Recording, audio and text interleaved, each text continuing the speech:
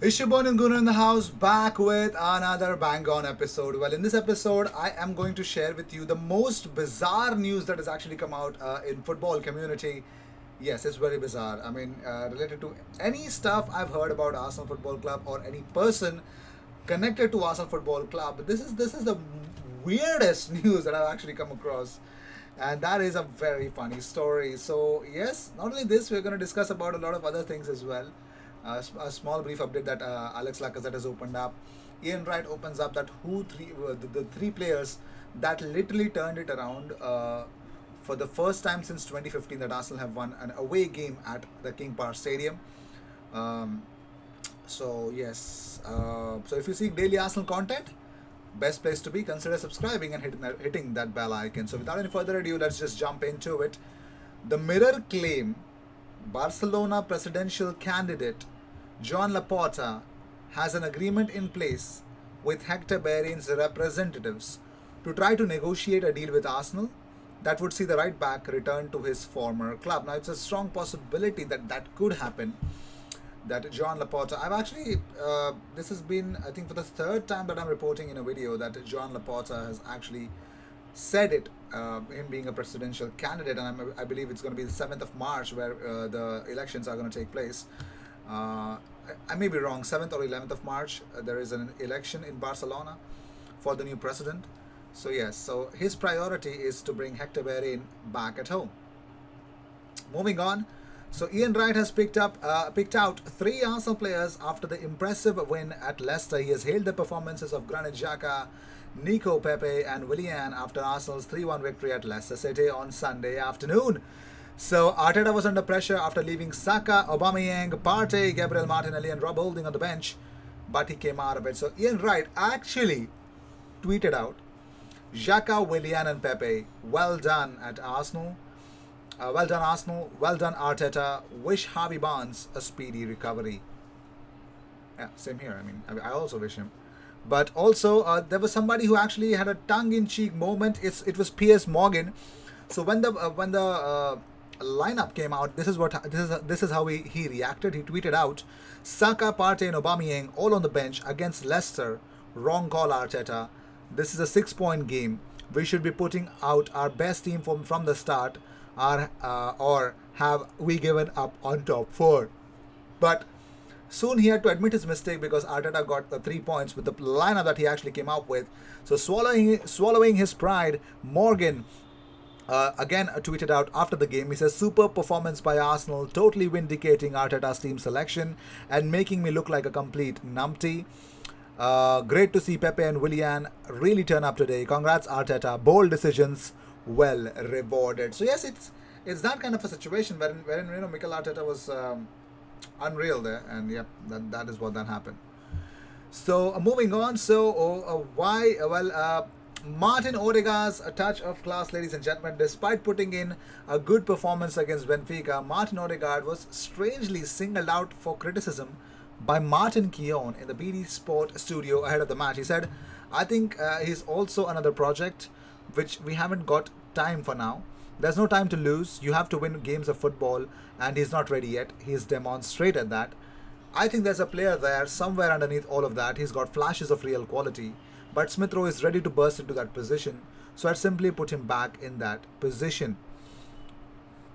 Well, he wants Smith Rowe to play as a number 10, but Martin Odegaard is a different level of quality, man.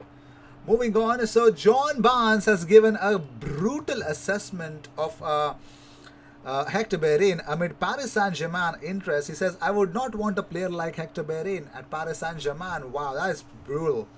I mean, because they have a higher average standard of defender. Yeah, that was really brutal. Now, John Barnes says, I wouldn't want a player like Bellerin at my club. If your team isn't performing well, you want players who want to help the team perform better, not ones who talk about leaving mid-season when the team is going through a rough patch. He owes more to Arsenal than to do that. If he doesn't want to spend the best years of his career on the bench, then moving to Paris Saint-Germain does not make sense because they have a higher average standard of defender. If he can't always consistently start at Arsenal over the last few years, then he won't be able to start at Paris Saint-Germain. While talking about it, he says when Hector Bellerin first came onto the scene, he was good enough to play at Paris Saint-Germain. But now I'm not sure, especially with the Paris Saint-Germain's ambitions. In his position, you don't have to be in the best in the world to play at Paris Saint-Germain. But I'm not sure if they're going to stay interested in him at the end of the season. Bellerin is part of the reason as to why Arsenal is a club in transition and not currently playing well. Players always aspire to play in the best team in the world and win loads of trophies, but if everybody did that, then all the best players would be at one club. I don't even know what that meant, but moving on. So, well, this is the news that I laughed about, and I did not understand where exactly and how exactly does this even exist. So, Barcelona presidential favorite John Laporta has lined up Arsenal manager Mikel Arteta as a possible replacement for Ronald Koeman, according to RAC1. Yes, Gerard Romero and Esports RAC1 report that Mikel Arteta is one of the options for John Laporta if he becomes president to become Barcelona coach if Ronald Koeman does not continue next season. Now, John Laporta also hopes to sign, as we know, Hector Bellerin. Sources in Spain say Laporta already has an agreement in place between him and Bellerin's representatives. I've already mentioned that. So, talking about stuff, John Laporta, who is the favorite to become Barcelona president, has many options on the table to replace Koeman, but his team believe that Arteta fits their project the best. I don't know. This news makes me laugh out loud. I mean, how do you even consider Mikel Arteta? I'm not going to undermine Barcelona right now, but he's not going to leave Arsenal in between, and this is just seriously unbelievable. Well, Javi is doing good at Al Sadd. Would you not want to bring Javi? I don't know, man. Moving on. So the Premier League table, if I would want to, oh my God, I forgot. All right, no problem. I think it's time to bring the right kind of thing as well. Actually, there's this stat that I would want to show you now. The Premier League table since Christmas. Yes, there is this stat. How many the different teams that have actually collected points? You could see Man City have collected since Christmas. They've played 13 games and have been unbeaten, collecting 39 points. West Ham has been an unbelievable team after Man City, collecting 24. But United and Arsenal have been unreal. They've been collecting 23 points, fourth on that table since Christmas. That is unstoppable. I mean, we've been good. There's no Spurs. There's Chelsea is way below. I think they've been losing a lot of things as well. So yes, things have changed and not for the good for Chelsea at all. I just don't know how, but yes, that is the reality, and that's the sad part of it. So moving on, we also have another thing to share about. It was Martin Odegaard. Yes, this is Martin Odegaard. Good day at the office. This is what he put it on his Instagram after the game against Leicester City. 3 points against Leicester City makes a lot of sense.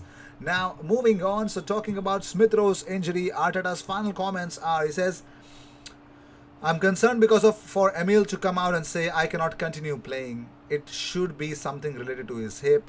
I don't know how bad he is, but he was in a good place after the game. That's supposed to be positive, isn't it? Also, Alex Lacazette says, we know it's really important to go on a run. We have March, April and May to finish well. I think these 2 wins are going to give a lot of confidence to the team because we've come back from losing games. It's good for the team spirit, mood, everything. And talking about Lacazette on recognizing the need to play well, he says, sure, we need to play well. Everyone wants to play, so we have to perform really well to show the coach that we deserve to play, and after it's up to the coach to decide who plays. Now, surprisingly, Willian had been awarded the man of the match for his performance versus Leicester by BT, but Arsenal have named Nicolas Pepe of all people. And I also, for me, man of the match was Nico Pepe as well. I mean, come on, why would Nicolas Pepe lose to Willian? Because he won them everything, man. The penalty, everything. I think it was superb. Yes, it was really good. It was really, really awesome. So moving on, so Real Madrid are ready to listen to offers for Rafael Varane. Yes, this is the big news that is coming in. Last chance to secure big fee. Real Madrid are ready to listen to offers for Rafael Varane in the summer, according to AS. Now, I think Rafa Varane, there's nothing wrong in getting Rafa Varane because the French defender has a contract until 2022, and it is unclear whether he's willing to sign a new contract or not. If not, the coming summer transfer window represents the last opportunity for Madrid to bring in a significant fee for him, or otherwise losing him on a free transfer is the way to go. So would you guys want Rafa Varane at Arsenal? Well, last year in his contract, there's nothing wrong. He's error prone in the last couple of seasons at Real Madrid, but still has got the best. I think he's still got it. So with this, we end this episode. Thank you so much for tuning in. I will see you in the next one. Until then, subscribe and make sure you wait for the content that's coming in. Cheers.